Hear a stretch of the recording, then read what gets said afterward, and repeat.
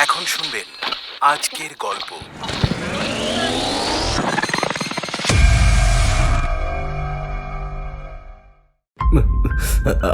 আচ্ছা ডাক্তার কাকা, প্রেতাত্মা আছে তাই ছবিটা ছোঁয়া মাত্র রাগে ঘেন্নায় আমাকে ধাক্কা দিয়ে সরিয়ে দিয়েছিলেন।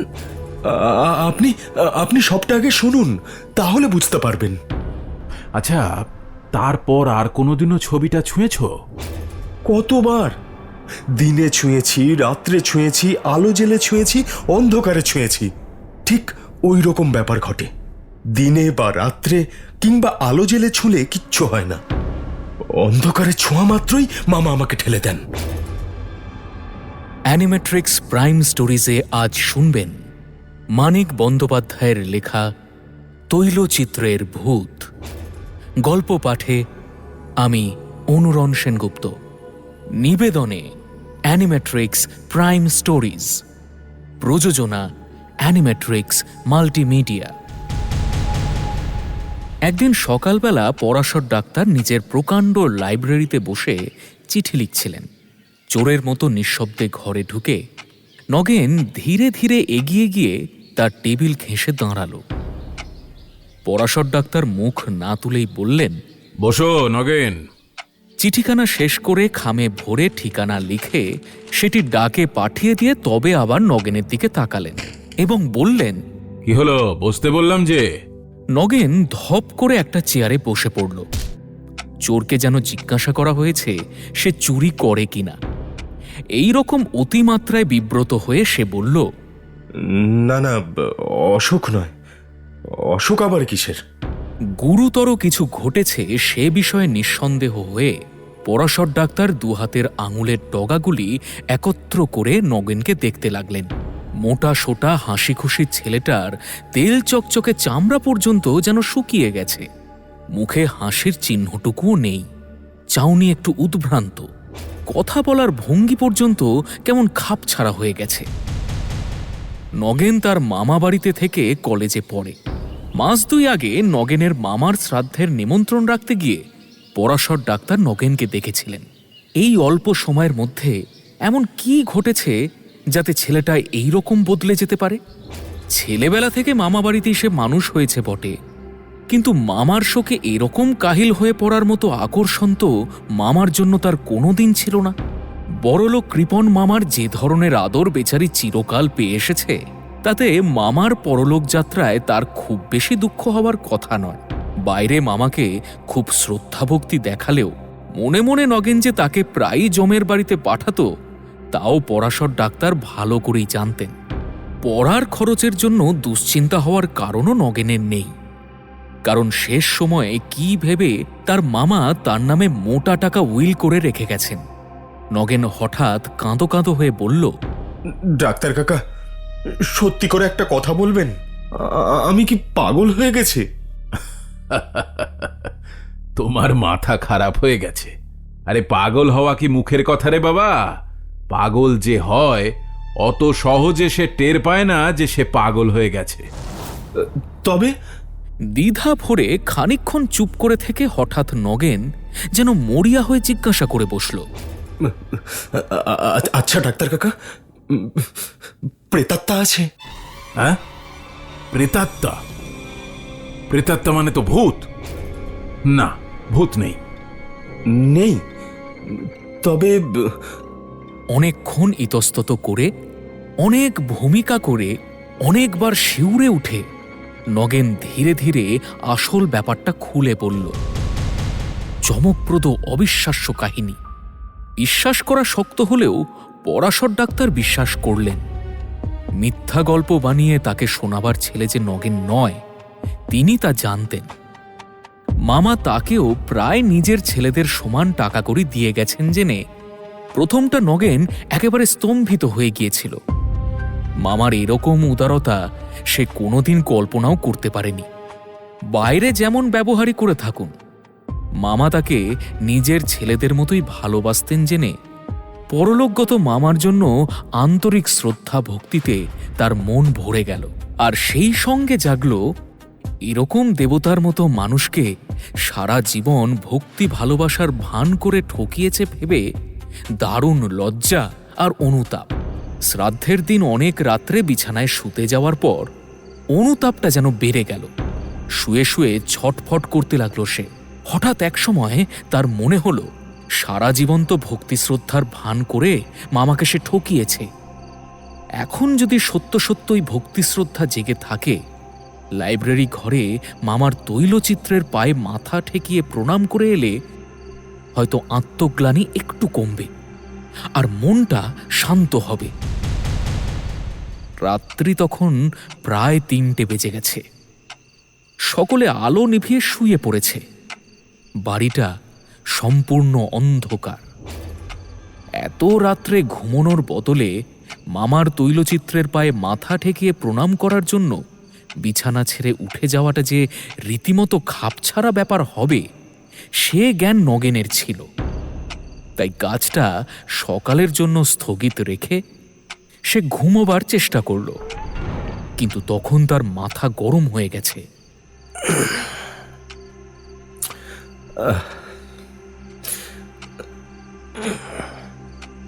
মনটা একটু শান্ত না হলে যে ঘুম আসবার কোনো সম্ভাবনা নেই। কিছুক্ষণ এপাশ ওপাশ করার পর সেটা ভালো করে টের পেয়ে শেষকালে মরিয়া হয়ে সে বিছানা ছেড়ে উঠে পড়ল। লাইব্রেরিটি নগেনের দাদামশায়ের আমলের। লাইব্রেরি সম্পর্কে নগেনের মামার বিশেষ কোনো মাথা ব্যথা ছিল না।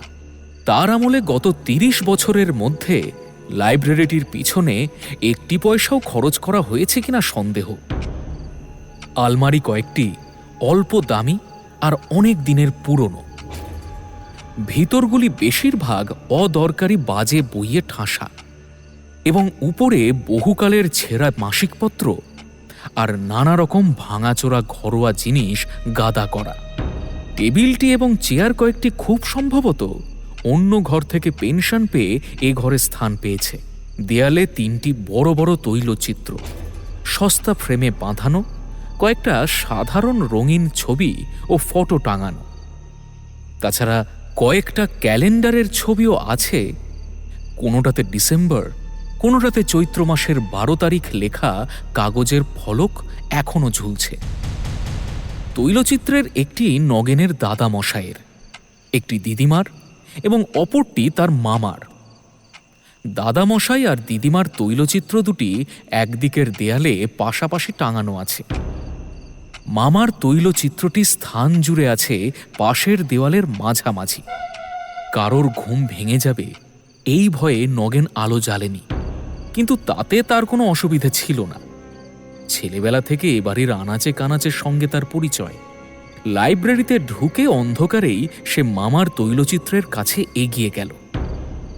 মামা, মামা, আমাকে তুমি ক্ষমা করো মামা।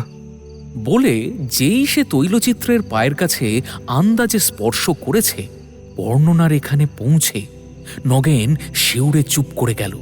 তার মুখ আরো বেশি ফ্যাকাশে হয়ে গেছে, 2 চোখ বিস্ফারিত। তারপর যেই ছবিটা ছুঁয়েছি ডাক্তার কাকা, কে যেন আমাকে জোরে ধাক্কা দিয়ে ঠেলে ফেলে দিল। সমস্ত শরীরটা ঝনঝন করে উঠল। তারপর আর কিছু মনে নেই। জ্ঞান হতে দেখি সকাল হয়ে গেছে। আমি আমার ছবির নিচে মেঝেতে পড়ে আছি। তা তোমার আগে কোনোদিনও ফিট হয়েছিল নগেন? ফিট? না না না না না, কুসমিনকালও আমার ফিট হয়নি। আপনি ভুল করছেন ডাক্তার কাকা। এ ফিট নয়। মরলে তো মানুষ সব জানতে পারে। মামাও জানতে পেরেছেন। টাকার লোভে আমি মিথ্যে ভক্তি দেখাতাম, তাই ছবিটা ছোঁয়া মাত্র রাগে ঘেন্নায় আমাকে ধাক্কা দিয়ে সরিয়ে দিয়েছিলেন। আপনি আপনি সবটা আগে শুনুন, তাহলে বুঝতে পারবেন। সমস্ত সকালটা নগেন মরার মতো বিছানায় পড়ে রইল। এই চিন্তাটাই কেবল তার মনে ঘুরপাক খেতে লাগল।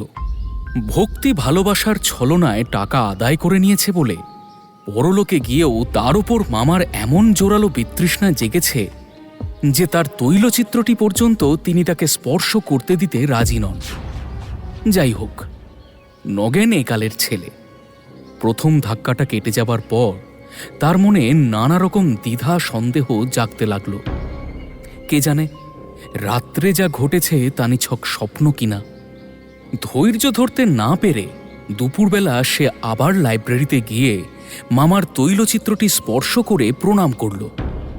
একবার যদি মামা রাগ দেখিয়ে থাকেন, আবার দেখাবেন না কেন? এবার কিছুই ঘটল না। শরীরটা অবশ্য খুব খারাপ হয়ে আছে। মেঝেতে যেখানে ধাক্কা লেগেছিল মাথার সেখানটা ফুলে টনটন করছে।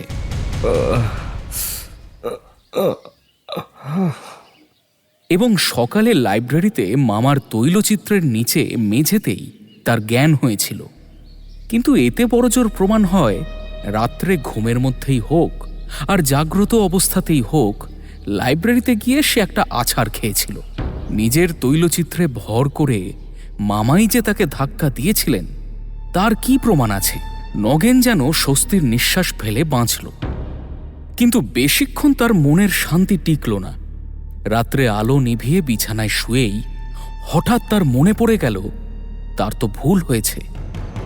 দিনের বেলা তাকে ধাক্কা দেওয়ার ক্ষমতা তো তার মামার এখন নেই। রাত্রি ছাড়া তার মামা তো এখন কিছুই করতে পারেন না। কি সর্বনাশ! তবে তো রাত্রে আরেকবার মামার তৈলচিত্র না ছুঁয়ে কাল রাত্রের ব্যাপারকে স্বপ্ন বলা যায় না। এত রাত্রে আবার লাইব্রেরিতে যাওয়ার কথা ভেবেই নগেনের হৃৎকম্প হতে লাগল। কিন্তু এমন একটা সন্দেহ না মিটিয়েই বা মানুষের চলে কি করে? খানিকটা পরে নগেন আবার লাইব্রেরিতে হাজির।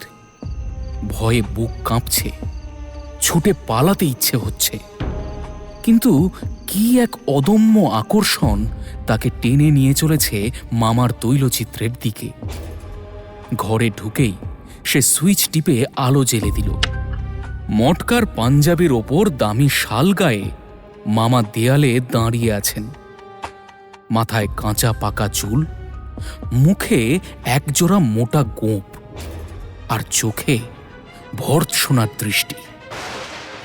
নগেন এগিয়ে গিয়ে মামার পায়ের কাছে ছবি স্পর্শ করল, কিন্তু কেউ তাকে ঠেলে সরিয়ে দিল না। অথচ তার সমস্ত শরীরটা যেন কেমন অস্থির অস্থির করতে লাগল। তৈলচিত্র থেকে কি যেন তার মধ্যে প্রবেশ করে ভেতর থেকে তাকে কাঁপিয়ে তুলছে। তবু নগেন যেন বাঁচল। ভয়ের জন্য শরীর এরকম অস্থির অস্থির করতেই পারে, সেটা তো সামান্য ব্যাপার। ফিরে যাওয়ার সময় আলোটা নিভিয়েই নগেন আবার থমকে দাঁড়িয়ে পড়ল। তার আর একটা কথা মনে এসেছে। কাল ঘর অন্ধকার ছিল, আজ আলোটা থাকার জন্য যদি মামা কিছু না করে থাকেন। নগেনের ভয় অনেকটা কমে গিয়েছিল। অনেকটা নিশ্চিন্ত মনেই সে অন্ধকারে তৈলচিত্রের কাছে ফিরে গেল। সে জানে অন্ধকারে তৈলচিত্র স্পর্শ করলেও কিচ্ছু হবে না।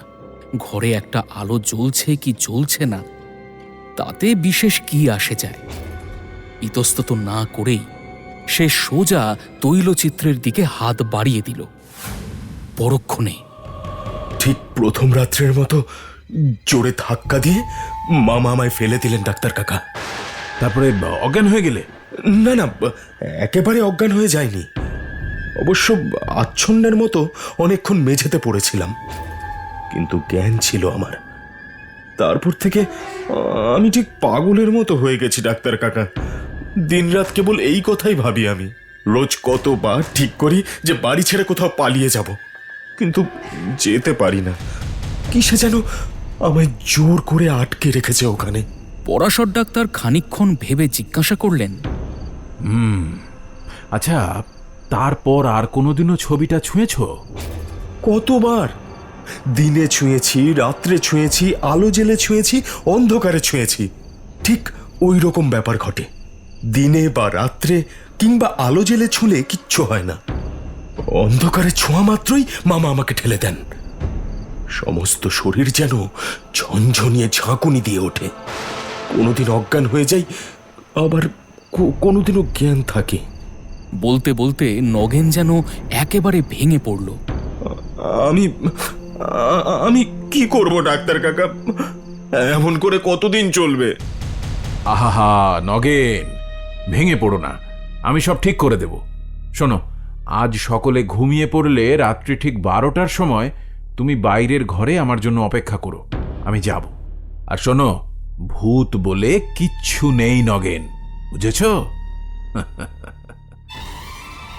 তবু মাঝরাত্রে অন্ধকার লাইব্রেরিতে পরাশর ডাক্তার মৃদু একটা অস্বস্তি বোধ করতে লাগলেন। এ ঘরে বাড়ির লোক খুবই কম আসে। ঘরের বাতাসে পুরনো কাগজের একটা ভ্যাপসা গন্ধ পাওয়া যায়। নগেন শক্ত করে তার একটা হাত চেপে ধরে কাঁপছে। কিসের ভয়? ভূতের? তৈলচিত্রের ভূতের? ভূতে যে একেবারে বিশ্বাস করে না, যার বদ্ধমূল ধারণা এই যে যত সব অদ্ভুত অথচ সত্য ভূতের গল্প শোনা যায় তার প্রত্যেকটির সাধারণ ও স্বাভাবিক কোনো ব্যাখ্যা আছেই আছে। ছবির ভূতের অসম্ভব আর অবিশ্বাস্য ভূতের ঘরে পা দিয়ে তার কখনো কি ভয় হতে পারে? তবু অস্বস্তি যে বোধ হচ্ছে সেটা অস্বীকার করার উপায় নেই।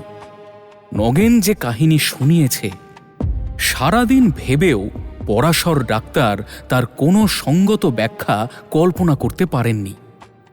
একদিন নয়, একবার নয়, ব্যাপারটা ঘটেছে অনেকবার। দিনে তৈলচিত্র নিস্তেজ হয়ে থাকে, রাত্রে তার তেজ বাড়ে। কেবল তাই নয়, অন্ধকার না হলে সে তেজ সম্পূর্ণ প্রকাশ পায় না। আরও একটা কথা, রাত্রি বাড়ার সঙ্গে তৈলচিত্র যেন বেশি সজীব হয়ে উঠতে থাকে। প্রথম রাত্রে নগেন অন্ধকারে স্পর্শ করলে ছবি নগেনের হাতটা শুধু ছিটকিয়ে সরিয়ে দিয়েছে। মাঝরাত্রে স্পর্শ করলে এত জোরে তাকে ধাক্কা দিয়েছে যে মেঝেতে আছড়ে পড়ে নগেনের জ্ঞান লোপ পেয়ে গেছে। অশরীরী শক্তি কল্পনা করা ছাড়া এ সমস্তের আর কি মানে হয়? হয়, নিশ্চয়ই হয়। মনে মনে নিজেকে ধমক দিয়ে পরাশর ডাক্তার নিজেকে এই কথা শুনিয়ে দিলেন। তারপর চোখ তুলে তাকালেন দিগালের দিকে, যেখানে নগেনের মামার তৈলচিত্রটি ছিল। এ ঘরে তিনি আগেও কয়েকবার এসেছেন। তৈলচিত্রগুলির অবস্থান তার অজানা ছিল না। যা চোখে পড়ল, পরাশর ডাক্তারের বুকটা তাতে ধড়াস করে উঠল। তৈলচিত্রগুলির দিক থেকে দুটি উজ্জ্বল চোখ তার দিকে জলজল করে তাকিয়ে আছে। একে জল জলে চোখ দুটো কিসের? চোখ দুটির মধ্যে ফাঁক প্রায় 1.5 হাত। ঠিক এই সময় নগেন ফিসফিস করে বলল, আলোটা জ্বালবো ডাক্তার কাকা? পরাশর ডাক্তার তার গলার আওয়াজ শুনেই চমকে উঠলেন। না না না না, আলো জ্বালতে হবে না, থাক থাক। রাস্তা অথবা পাশের কোনো বাড়ি থেকে সরু একটা আলোর রেখা ঘরের দেয়ালে এসে পড়েছে। তাতে অন্ধকার কমেনি। মনে হচ্ছে যেন সেই আলোটুকুতে ঘরের অন্ধকারটাই স্পষ্ট দেখতে পাওয়া যাচ্ছে মাত্র। একটা কথা আপনাকে বলতে ভুলে গেছি ডাক্তার কাকা। দাদা মশাই আর দিদিমার ছবি তারা মরবার পর করা হয়েছিল, কিন্তু মামার ছবিটা মরবার আগে মামা নিজে শখ করে আঁকিয়েছিলেন। হয়তো সেই জন্যই। নগেনের শিহরণ স্পষ্ট টের পাওয়া যায়। ভয় পেয়ে গেছেন? দাঁতে দাঁত লাগিয়ে পরাশর ডাক্তার তৈলচিত্রের দিকে এগিয়ে গেলেন। কাছাকাছি যেতে জলজলে চোখ দুটির জ্যোতি যেন অনেকটা কমে গেল। হাত বাড়িয়ে দিতে প্রথমে তার হাত পড়ল দেওয়ালে। যত সাহস করে এগিয়ে এসে থাকুন, প্রথমেই একেবারে নগেনের মামার গায়ে হাত দিতে তার কেমন যেন দ্বিধা বোধ হচ্ছিল। পাশের দিকে হাত সরিয়ে তৈলচিত্রের ফ্রেম স্পর্শ করা মাত্রই বৈদ্যুতিক আঘাতে যেন তার শরীরটা ঝনঝন করে উঠল।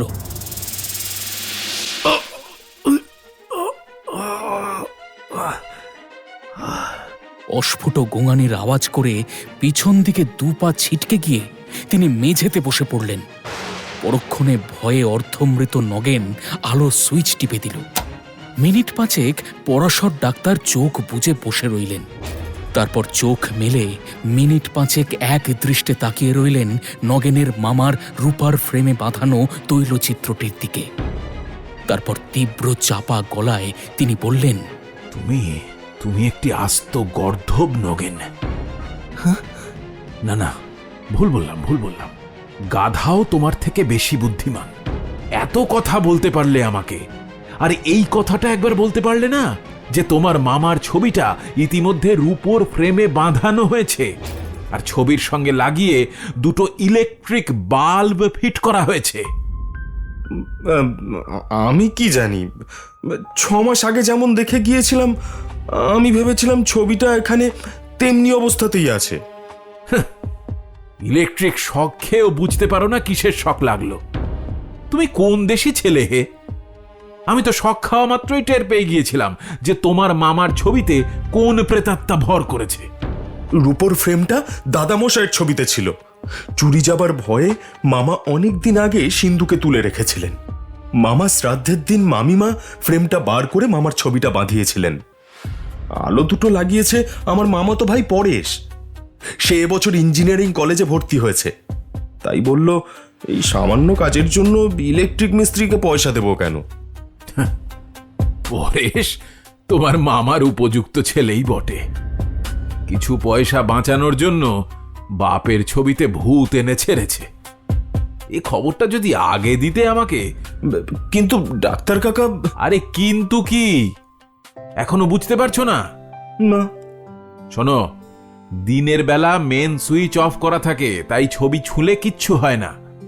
ছবি মানে তো ওই ছবির রূপোর ফ্রেমটা। রূপোর ফ্রেমটার নিচে কাঠফাট কিছু একটা আছে, দেওয়ালের সঙ্গে যোগ নেই।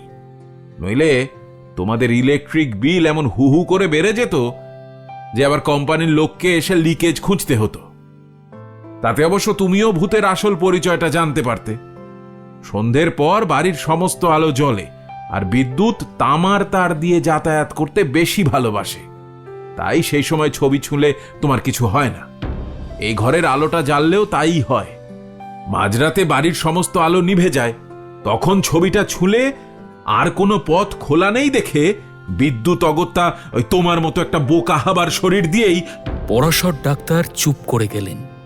তার হঠাৎ মনে পড়ে গেছে, সুযোগ পেলে তার শরীরটা পথ হিসেবে ব্যবহার করতেও বিদ্যুৎ দ্বিধা করে না। তিনি যেন হাঁপ ছাড়লেন। কপাল ভালো, তড়িতাহত হয়ে প্রাণে মরতে হয়নি তাকে। অ্যানিমেট্রিক্স প্রাইম স্টোরিজের ভূত কথায় এতক্ষণ শুনলেন মানিক বন্দ্যোপাধ্যায়ের রচনা তৈলচিত্রের ভূত। গল্প পাঠে আমি অনুরণ সেনগুপ্ত। বিভিন্ন চরিত্রে অভিনয় করলেন শুভায়ন রায় ও শান্তনু দত্ত। নিবেদনে অ্যানিমেট্রিক্স প্রাইম স্টোরিজ, প্রযোজনা অ্যানিমেট্রিক্স মাল্টিমিডিয়া। এরকম আরও সুন্দর সুন্দর গল্প শুনতে হলে অ্যানিমেট্রিক্স প্রাইম স্টোরিজের চ্যানেলটি সাবস্ক্রাইব করুন এবং অবশ্যই বেল আইকনটি প্রেস করতে ভুলবেন না যেন।